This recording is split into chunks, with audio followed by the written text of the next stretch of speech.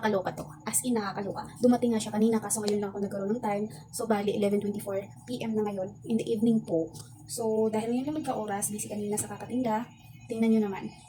Ito yung binili ko for something funny kasi sa company namin may mga ganap na something-something kaya kailangan magdala. So, ito yung napili kong something funny kasi tingnan mo to. On mo lang to. Tapos, marami siyang, sound.